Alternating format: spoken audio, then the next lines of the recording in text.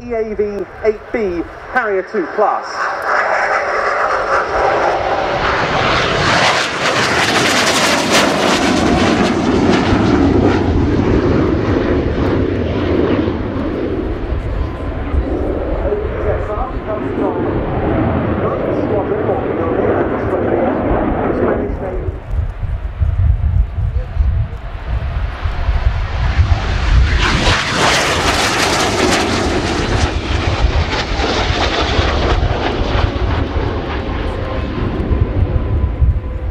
Very good demonstration there. Instead of a pairs takeoff, doing something what in Royal Air Force would have been known as an RV Alpha, a rendezvous Alpha. 11 of them plus a couple of two-seaters, and they flew from the aircraft carrier de Darlo and then the newer Príncipe de Asturias.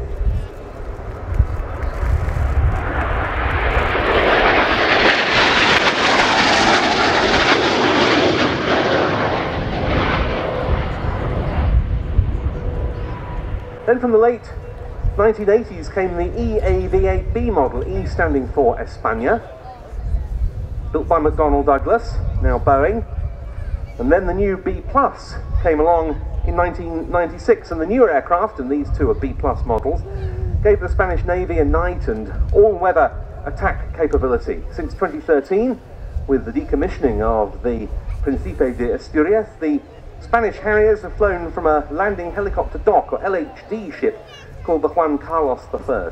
Their main mission in Spanish service is to provide the country's naval forces with the capability to attack surface targets from the air, but they also perform close air support missions, assisting troops on the ground, and other air-to-ground tasks, often with their up to 12,000 pounds of ordnance.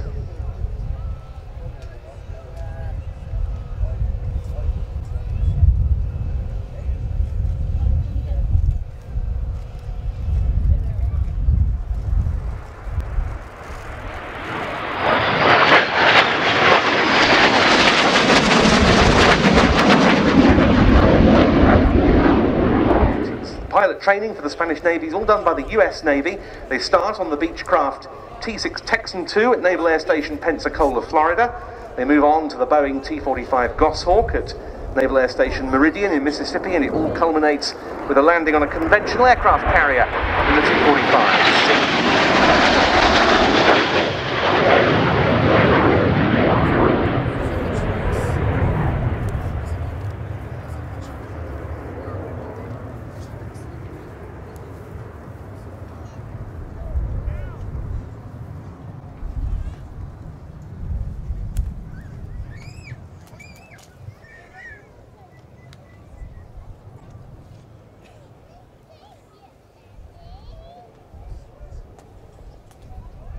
So that particular manoeuvre, called a max performance turn pass, aircraft in formation will not be pulling the maximum G that the aircraft can. This extensively being a 7G aircraft, a lot of the individual manoeuvres that you would see would be pulling up to about 6G. Quite interesting to contrast that and the radius of turn to aircraft such as the F-18 and the F-16 that we've seen earlier, which are 9G aircraft.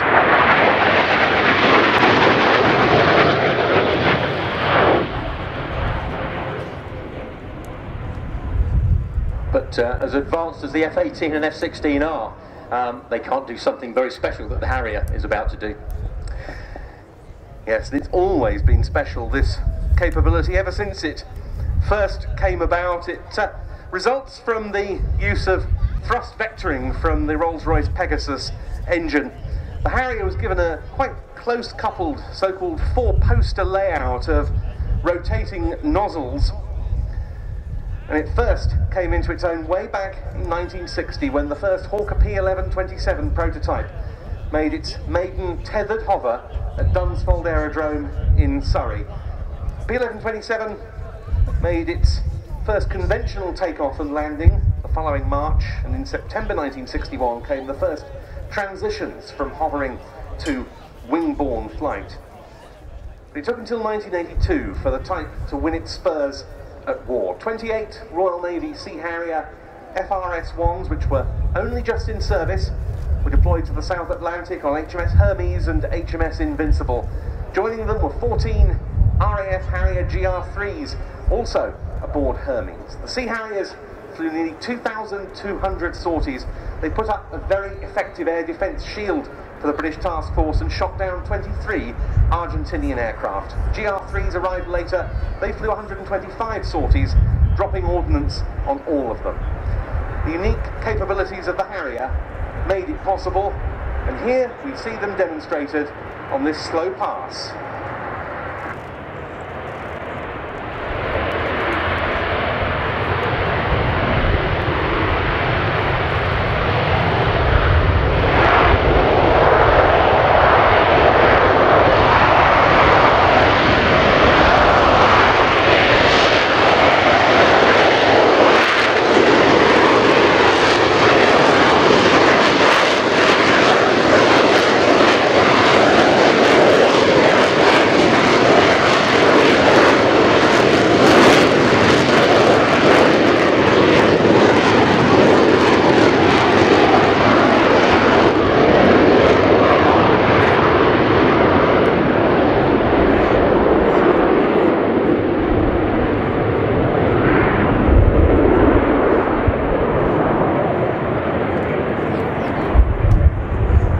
Most of that slow pass, the nozzles were pointing virtually in the down position, with the engines set to about 90% power.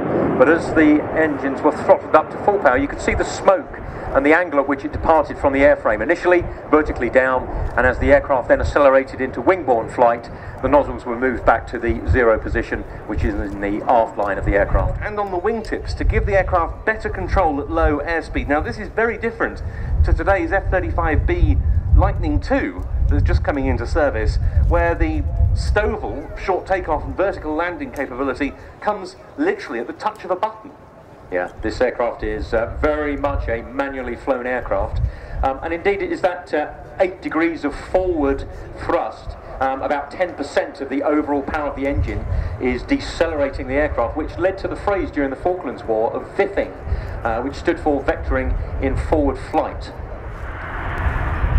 And certainly the Harrier, during its airshow appearance, has always delighted the British public. And that's the case here as the two Spanish aircraft come into the hopper.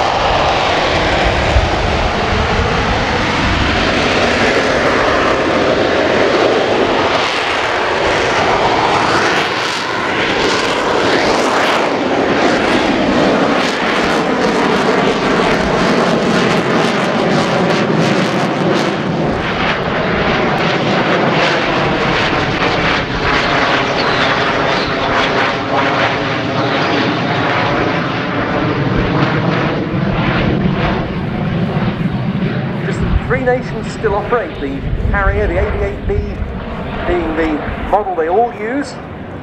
The US Marine Corps, the Italian Navy, and as here, the Spanish Navy being its users.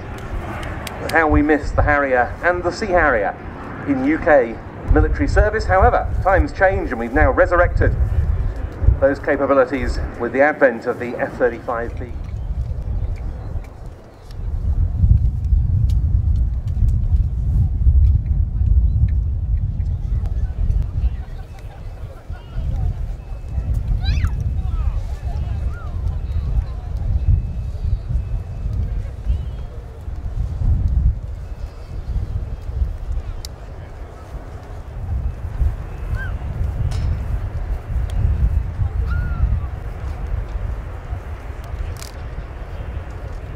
And as he does so, it's a melancholy moment for Manuel, because he's just completed his last ever Harrier flight. He's going on to pastures new, and the Spanish Navy Harriers are due to be retired sometime between 2028 and 2030. Jet is at an end, and I expect there may well be a suitable salute for him from the fire trucks when he gets back to his dispersal. And that also brings to a close the flying program. The usual attributes of the air tattoo so present and correct. Rare displays that you won't see anywhere else in the UK this year. Unique formations that have never been mounted anywhere else. And the great atmosphere of this annual gathering of aviators. Yeah, that absolutely sums up what we've done for the last 3 days. Just under 20 hours of flying, which would have been very close to 30 if the weather had not precluded it on Friday.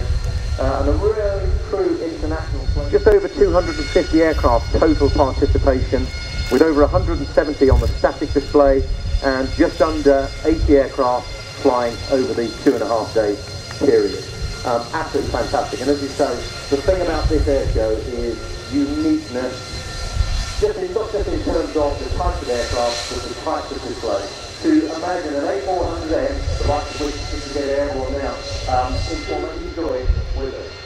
One thing that is worth mentioning incidentally as the A400M gets ready to depart is the RIAT related image taken within the last year to riatphotocomp@gmail.com for the chance to win a prize.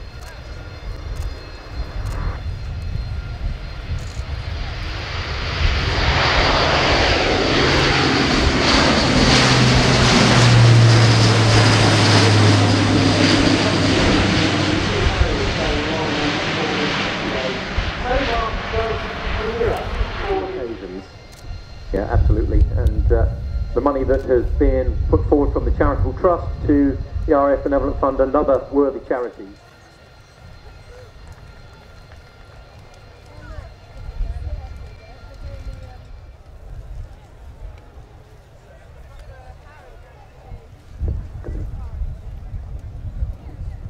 So I'd like to pass on my thanks to the 1,500 adult volunteers that